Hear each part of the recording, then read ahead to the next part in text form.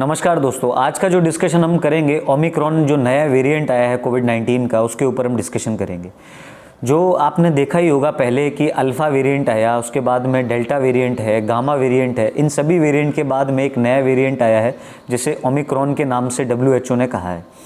आपको समझना पड़ेगा कि ये जो वेरिएंट आया है ओमिक्रॉन, इसे सबसे पहले जो रिपोर्टेड किया गया है वो साउथ अफ्रीका में किया गया था ऑन 24 नवंबर 2021 में। इसके बाद में 26 नवंबर को WHO ने इसे वेरिएंट ऑफ कंसर्न कहा।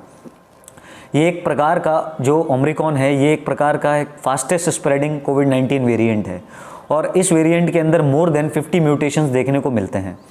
Based on the basis of classification जो वेरिएंट्स होते हैं उसको WHO द्वारा वेरिएंट ऑफ कंसर्न और वेरिएंट ऑफ इंटरेस्ट में डिवाइड किया जाता है। वेरिएंट ऑफ इंटरेस्ट जो होते हैं उसे कम्युनिटी ट्रांसमिशन जो होता है वो उसमें देखने को मिलता है, और जो वेरिएंट ऑफ कंसर्न होते हैं उसमें कुछ स्पेसिफिक वेरिएंट्स को देखा जाता है, जैसे कि अल्फ़ा वेरिएंट था जो यूके में देखने को मिला, बीटा वेरिएंट जो था वो साउथ अफ्रीका में देखने को मिला, गामा वेरिएंट था वो ब्राज़ील में, और इसके बाद में डेल्टा वेरिएंट आया, और डेल्टा वेरिएंट के बाद में ये जो 5th वेरिएंट है ये आपको देखने को मिल रहा है।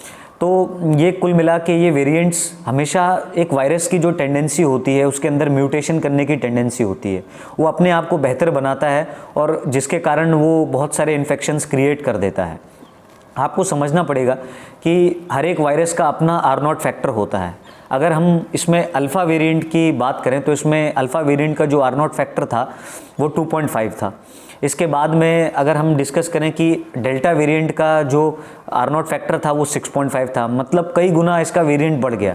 मीन्स ये अपने अंदर तब्दीलियां करता है, एक तरह से अपने अंदर चेंजेस लाता है, म्यूटेट करता है अपने आप को, ताकि ये ज़्यादा से ज़्यादा एक तरह से डिस्ट्रक्शन कर सके।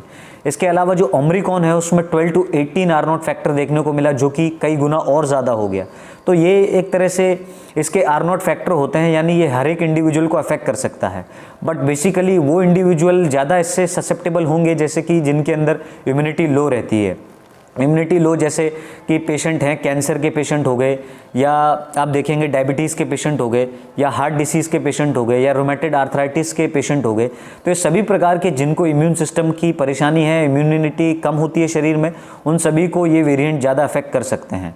और अगर आपको इससे सबसे अच्छा उपाय है, अगर आप वैक्सीनेटेड रहते हैं तो इसमें बचने के बहुत अच्छे चांसेस होते हैं और आपको दिक्कत नहीं होगी। लेकिन अभी कुछ कहना कठिन है, क्योंकि इसकी और फर्दर स्टडीज़ होंगी जिसके बाद में इसके बारे में कुछ कहा जा सकता है। इसके बाद में अगर हम डिस्कस करें कि जो हमारी लंग्स होती हैं उसकी बाउंड्रीज़ में ACE2 रिसेप्टर्स होते हैं, वो बाइंड कर लेते हैं। इस वायरस के मैकेनिज़्म की हम बात कर रहे हैं, खैर ये बाइंड कर लेता है स्पाइक प्रोटीन्स के। वायरस के आसपास में आप देखेंगे कुछ स्पाइक नोकीले तरह से आपको दिखेंगे, तो वो बाइंड अगर हो जाते हैं तो ये एक तरह से इन्फेक्शन बढ़ जाता है और फिर इन्फेक्शन पूरी बॉडी में हो जाता है एक तरह से। तो आपको समझना पड़ेगा कि अगर उसको प्रिवेंट करना है तो आप वैक्सीनेशन लें, तो उससे एक मुख्य बचाव इसमें हो सकता है। आगे अगर हम डिस्कस करें कि डेल्टा वेरिएंट जो भारत में काफ़ी लंबे समय तक रहा, तो उसके बाद में भी उसमें और जो ओमिक्रॉन वेरिएंट है उसमें कुछ डिफरेंस है। तो हम बात करें उसमें जो ओमिक्रॉन वेरिएंट होता है ये हवा में और ज़्यादा स्प्रेड होने की इसकी टेंडेंसी होती है, मींस लंबे समय तक हवा में रह सकता है और ये ड्रॉपलेट इन्फेक्शंस के कारण भी फैल सकता है। तो ये एक तरह से चांसेस इसके अंदर हो सकते हैं।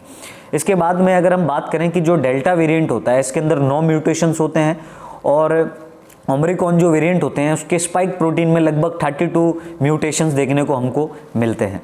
तो ये इसके अंदर चीज़ें आपको देखने को मिलेंगी। अब सवाल ये आता है कि इसके सिम्टम्स कैसे होते हैं। इसके सिम्टम्स अभी तक माइल्ड देखे गए हैं और भविष्य में अब क्या चेंजेस हो सकते हैं तो ये कहना काफ़ी डिफ़िकल्ट है।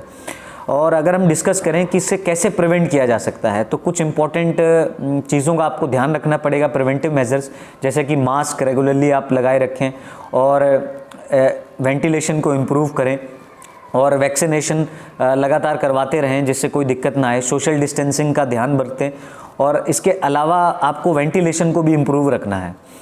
और लास्ट जो हेल्थ केयर वर्कर्स होते हैं वो डायरेक्ट एक्सपोज होते हैं इन्फेक्शन से, इसलिए गवर्नमेंट को उनके लिए कुछ बेहतर सुविधाएं रखनी चाहिए, जैसे उनको बूस्टर डोज प्रोवाइड करना चाहिए। और इसकी जो टेस्टिंग होती है ये जीनोम सीक्वेंसिंग से ही इसको पता लगाया जा सकता है, इसलिए इसमें काफ़ी डेज लग जाते हैं सीक्वेंसिंग में। सो ये कुछ जानकारी थी। Hope you like the video. Thank you friends.